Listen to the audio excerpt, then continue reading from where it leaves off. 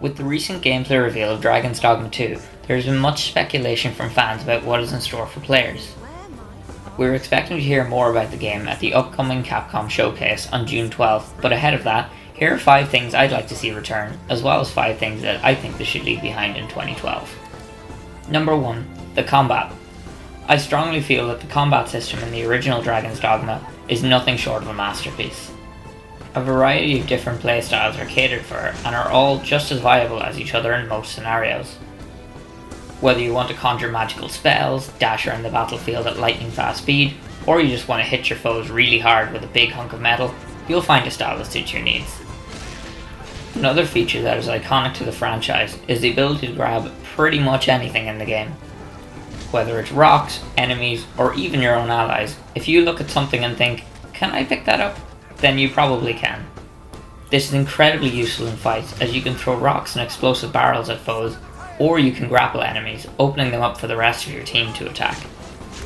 Though the best part about this feature is when you try to grab a large monster, your character will instead climb onto them, allowing you to scale the creature and reach its weak points. Now, when it comes to magic, I'm not usually someone who gravitates towards the spell slinger playstyle, but I can't help but love the magic based classes in Dragon's Dogma. The spells in this game take a lot longer to channel than typical RPGs, which results in an epic feeling of destruction and chaos, like pulling meteors out of the sky, conjuring tornadoes, or starting a magnitude 10 earthquake beneath the enemy. Number 2. Fast traveling. The fast travel system in Dragon's Dogma is quite smart in its design, and intentionally does not hold your hand too much. The player gains access to an item called a ferry stone, which can be used to travel back to the main city. Eventually, you'll also find items called port crystals that can be collected and placed in different locations in the world.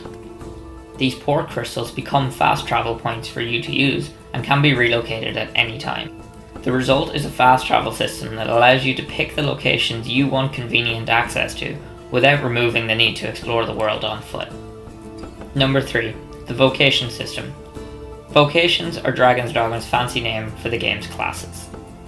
I'll cover each of them briefly, starting with the Fighter, who is a sword and shield user that defends themselves while still dealing respectable damage with powerful counterattacks.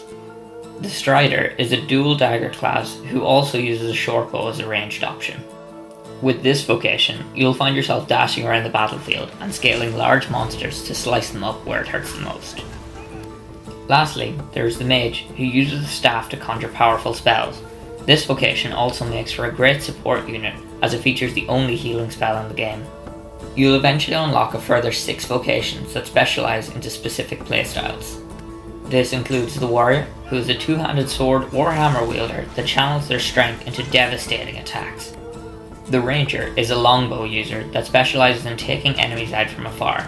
They can also wield daggers, although enemies will rarely get close enough for you to use them. The Sorcerer is another magic user who forgoes support skills and instead gains some of the most over-the-top spells you've ever seen. The gameplay just speaks for itself here. Next up is the Assassin, who can choose between sword and shield, sword and bow, or daggers and bow to take down their enemies. This vocation also has access to counters and excellent boss killing potential. The Mystic Knight uses a magic shield and can also wield a mace, sword, or staff. This is the magic tank you've dreamed of. They have powerful defensive counters as well as ranged and melee options. Lastly, the Magic Archer uses a magical bow along with daggers or a staff. This vocation is capable of firing homing bolts into the target or dealing high damage up close with their daggers, and also has some great utility options. What made this system even more fun is that you are never locked into just one vocation. You can change any time at an inn. Many of these vocations also share common skills, and any passive abilities picked up from leveling one of them can then be applied to another, meaning that it's encouraged to play multiple vocations throughout your playthrough.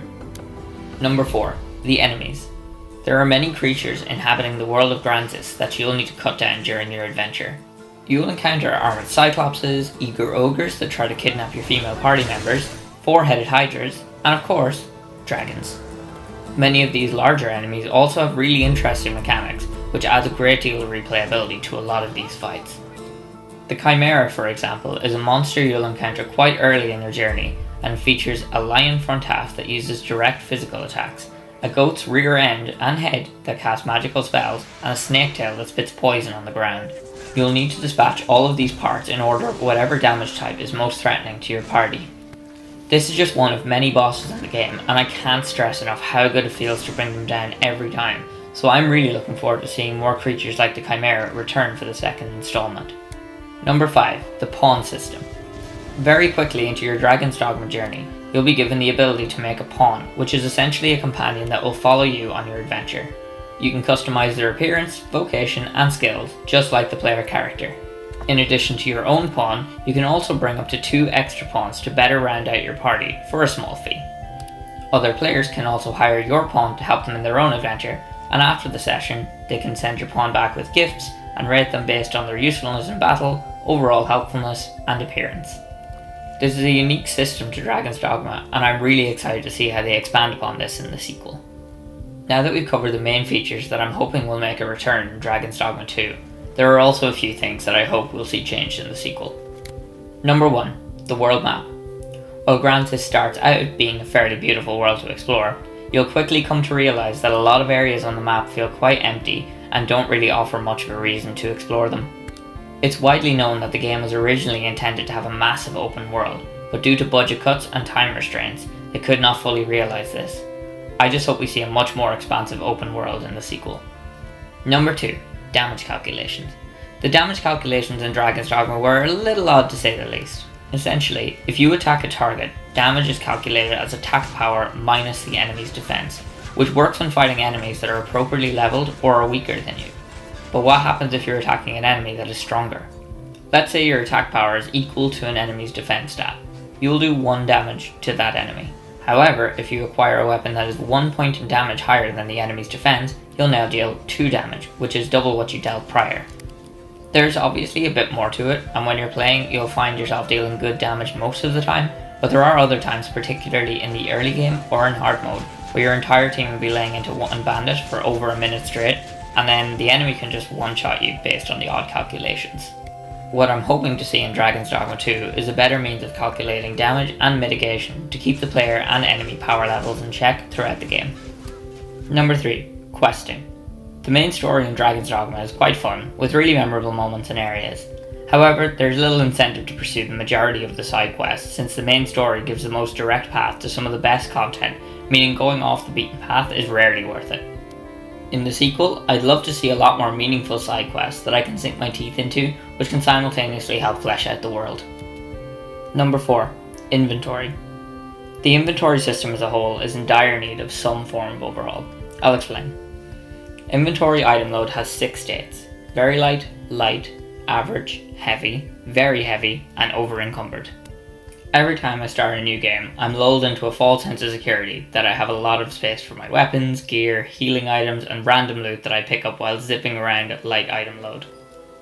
As time goes on though, you'll start to notice your inventory is becoming harder and harder to manage, and staying at an average item load feels like the new norm. The issue is that your character's movement speed and stamina consumption is tied to your item load, meaning if you're trying to loot an area later in the game, you'll feel your character getting slower and slower as you progress. You can give items to your pawns, however, if you loan them your curative items, they'll most likely use your rarest medicines without your consent if a goblin so much as looks at them funny. Since you'll eventually need a good stock of curatives on you to restore health, stamina, and various dangerous debuffs, these start to take up a lot of bag space, hampering your movement speed and skill usage. Oh, and to heal, you actually have to pause the game entirely, access your inventory, and use your healing items from here, meaning if I've been smacked through the air by a Cyclops for 90% of my HP, I can just pause my game, spam items, and be back to full health by the time I've hit the ground. With all of this in mind, I would love to see a brand new inventory management and item usage system be implemented for the sequel. Number 5. Multiplayer. Proper multiplayer is something that was severely missing for me in the original game. Sure, it's there in small ways. I can take my friends' pawns on my journey, and they can take mine, and there's even an online event where players in their own games are fighting a large dragon that shares a health bar with other players that are also doing the event, but you can't see or interact with them in your game. It's stated on the website for Dragon's Dogma 2 that you will feel as if accompanied by other players while on your own adventure, but why not just let me bring my actual friend into my game in real time? Given that Capcom also brought us Monster Hunter, which had a major emphasis on co-op, I think that they would be able to deliver on an equally good multiplayer experience for Dragon's Dogma 2 without hurting the game's single player component. That wraps up all the features I'd like to see in Dragon's Dogma 2, along with some of the features I'm hoping get revamped. Let us know what features you'd like to see in the sequel in the comments below, and stay tuned for more Dragon's Dogma content. Thanks for watching!